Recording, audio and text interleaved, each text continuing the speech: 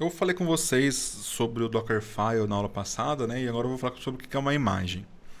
As imagens, pessoal, é um conceito interessante aqui no Docker, porque ela mudou muito o jogo nessa história, né? As imagens elas são criadas a partir de um Dockerfile, né? E elas podem ser compartilhadas e reutilizadas em diferentes ambientes. Aquilo que a gente fez na aula do Dockerfile, que eu mostrei para vocês, que você executa uma série de comandos para preparar o ambiente, aquilo ali já existia. Antigamente, né, a gente usava lá o Ansible para poder fazer isso daí.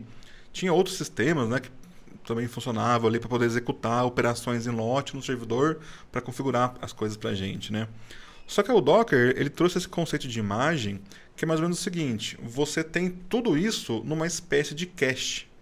Então eu vou executar, eu vou copiar o código-fonte do meu sistema, eu vou executar uma Dockerfile, instalar a biblioteca, fazer tudo. E no fim das contas, ele vai criar um artefato para mim, ele vai criar uma imagem.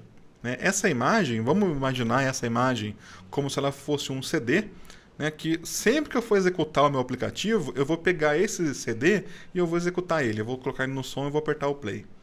Então é mais ou menos essa ideia, né?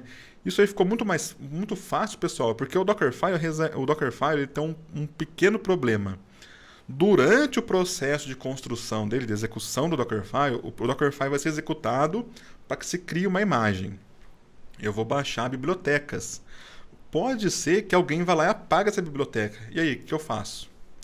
Então, no modelo antigo, como eu configurava o servidor em tempo real, né, eu corria o enorme risco de poder implementar um sistema com as últimas versões de bibliotecas com bug.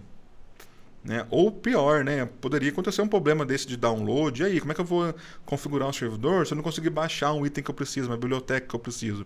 Erros, pessoal, acontecem. Cansei de falar isso aqui nos cursos, né? Os problemas acontecem. Né? Então o Docker, ele brilhantemente criou esse conceito de imagem, que é fazer o quê? Em algum momento isso aqui foi construído.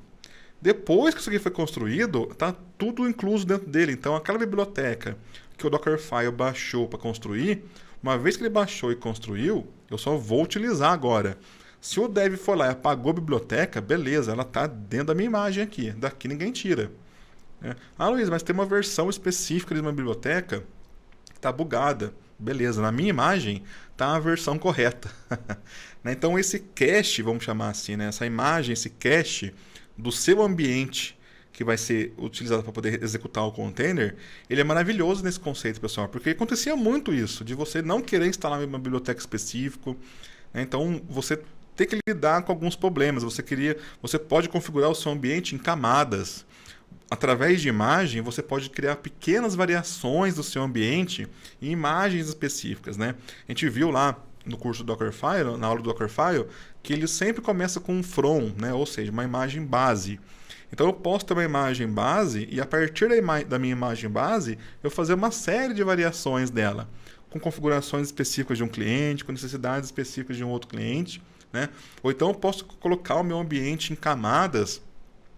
Literalmente, vai falar assim, ó, essa camada mais antiga, essas bibliotecas, eu vou atualizá-la de vez em quando só.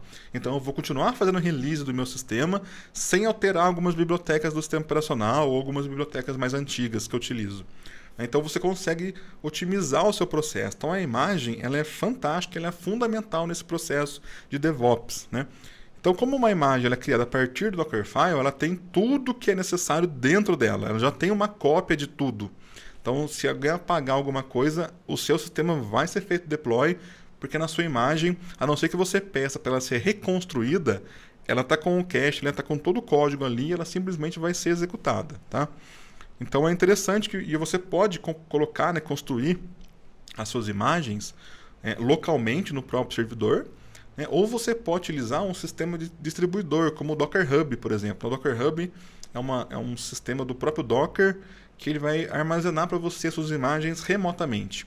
Então, de qualquer servidor que você tiver, você já vai baixar a sua imagem mais atualizada, vamos dizer assim, né? E lá você controla todo o processo de build. Então, pessoal, é fantástico, né? Assim, esse sistema que o Docker criou é fantástico, né? As imagens, né? Os maiores benefícios de uma imagem é a portabilidade que eu falei para vocês, né? De eu poder ter, rodar um sistema no Debian, no Ubuntu e no CentOS da mesma maneira. Porque está tudo dentro da imagem. Eu não dependo mais do sistema operacional. a consistência, né, de todos eles têm os mesmos caminhos, os mesmos arquivos, as mesmas configurações. Né? E a questão da escalabilidade, de eu poder replicar isso daí, criar 10 servidores com a mesma configuração, com o mesmo sistema, com as mesmas imagens. Né? Então você consegue ganhar muito tempo com isso daí, você ganha muita produtividade com isso. Né? A produtividade hoje ela é fundamental, né, para a sua carreira profissional também. Tá? Então as imagens do Docker, pessoal, são fundamentais nesse processo de fazer o deploy, de configurar o ambiente e fazer o seu sistema rodar de uma maneira uniforme. Né? Tá? Então, ponto positivo demais aí para o Docker de ter criado esse conceito de imagem, né? E permitir que eu tenha esse cache de configurações e eu instancio os meus sistemas a partir desse cache de configurações.